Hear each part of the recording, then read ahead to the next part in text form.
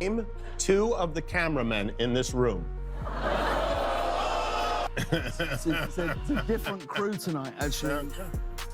The most difficult and obnoxious presenter I've ever worked with is James Corden. You know that weird moment when someone who's been fake nice for years finally gets exposed and everyone quietly nods like, yeah, that tracks. Now stretch that feeling to a Hollywood-sized scale and you get the downfall of James Corden. Toss in carpool sing-alongs, forced laughs, and backstage horror stories, and suddenly the mask slips in the most public way possible. This man went from America's favorite British import to one of the most disliked personalities in the industry, and it happened fast. One minute he's joking around with celebrities, the next his reputation is circling the drain. The wild part is that none of this came out of nowhere. People didn't just wake up one day and decide to hate him. This was years in the making. James built his whole brand around being the nice guy, the friendly, funny dude everyone was supposed to love. But behind the scenes, it was a whole different energy. Once the stories started leaking, the image cracked, and it never recovered. We're talking about someone who played the role so well that millions bought into it without question.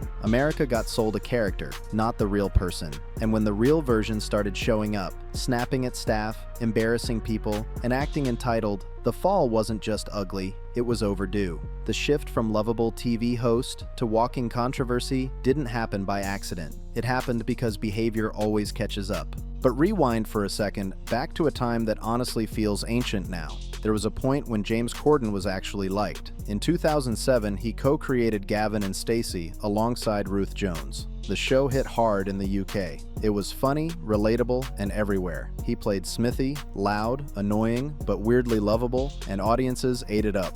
War. That success turned him into a household name almost overnight. From struggling actor to cultural staple, things moved fast. And that's where the warning signs started popping up. People close to him noticed the shift early. The ego got bigger, the patience got thinner, and the charm started feeling a little too calculated. Even back then, there were whispers that something was off, that the nice guy act wasn't as real as it looked, and those whispers would eventually turn into headlines. Things behind the scenes were already messy long before Hollywood caught on. When the presenters are up here and when the recipients are receiving their awards, don't stand at the back of the stage with your hands in your pockets. And we can all see you dying right now. Let's go for it. Here we go.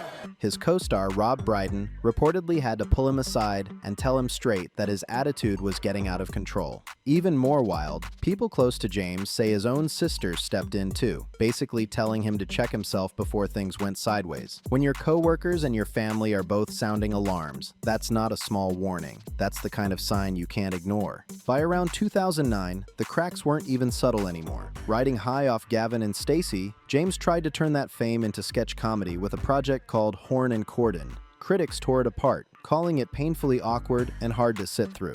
The hype didn't carry him this time, and the industry noticed. Then came the movie phase, including Lesbian Vampire Enders, which landed with a loud thud. It didn't connect, didn't perform, and only added to the growing feeling that James was being pushed way harder than his talent could justify. But the real moment people still talk about happened in 2010 at the Glamour Awards. On stage, Patrick Stewart publicly called him out for looking bored and disengaged. It was awkward, it was live, and it was impossible to spin. Instead of taking the note and moving on, James snapped back, getting defensive with someone most people wouldn't dare challenge. That moment quietly shifted how a lot of insiders saw him. Fast forward to 2014, and somehow CBS hands him The Late Late Show, replacing Craig Ferguson. American audiences were confused at first, but then came the secret weapon, carpool karaoke.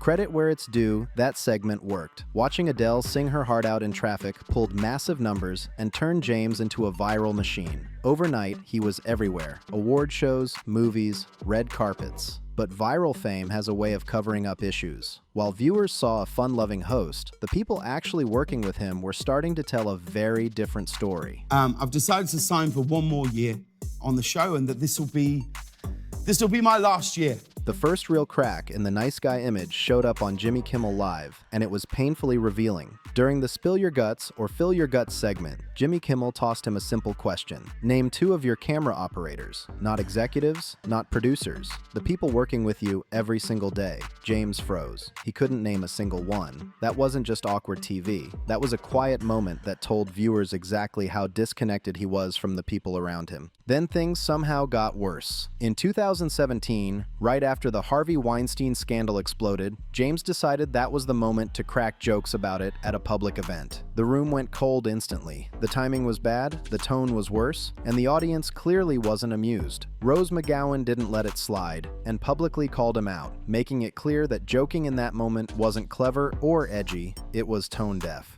By 2019, the internet fully turned on him.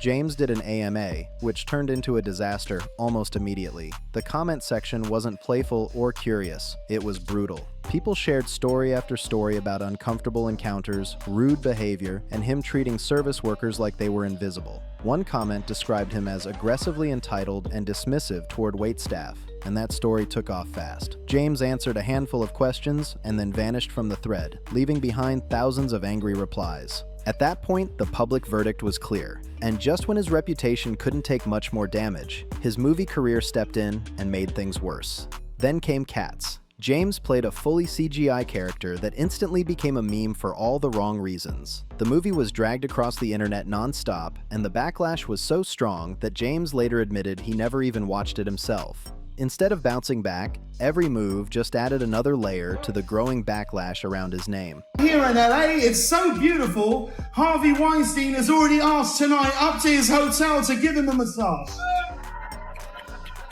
Imagine being so embarrassed by your own project that you won't even sit through the final cut. That was the energy after Cats, and it didn't stop there. Next came The Prom, where James, a straight actor, played a gay character in a way many people felt leaned hard into outdated stereotypes. Instead of landing as inclusive or thoughtful, the performance felt forced and uncomfortable, like someone trying way too hard and missing the point completely. The backlash wasn't subtle, and it added more weight to the growing pile of criticism around him. But the moment that really locked in public opinion didn't happen on a movie set. It happened in a restaurant. At Balthazar, things reportedly went sideways over a wrong omelet order. According to the restaurant owner, James berated staff and questioned their competence. The owner later described him as one of the most unpleasant customers he'd dealt with in decades. That quote spread fast, and it stuck.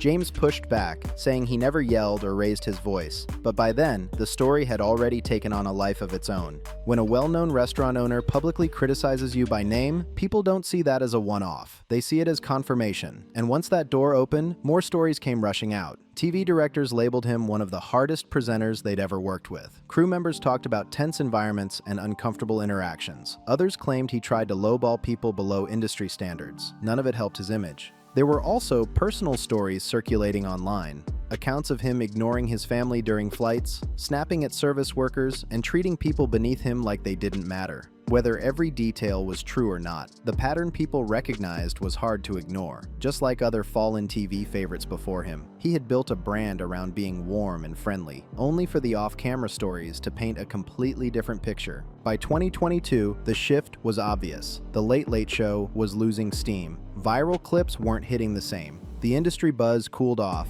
and Hollywood started keeping its distance. The smile was still there on camera, but the illusion behind it was gone. By the end, even his carpool karaoke guests looked like they were just going through the motions. The energy was gone, the magic was gone, and everyone could feel it. So when James Corden announced in April 2023 that he was leaving The Late Late Show, nobody was shocked. He said it was about spending more time with family, but let's be honest, that sounded more like cleanup than a fresh start. I don't know, I haven't seen it, so I've not watched the film. When a public image collapses and the goodwill dries up, stepping away quietly becomes the safest move. His final episode was supposed to be this big emotional send-off, with Harry Styles showing up to help close the chapter. Instead of feeling like a celebration, the whole thing felt awkward and heavy, like everyone knew this chapter wasn't ending on a high note. What made it even louder was how CBS handled it.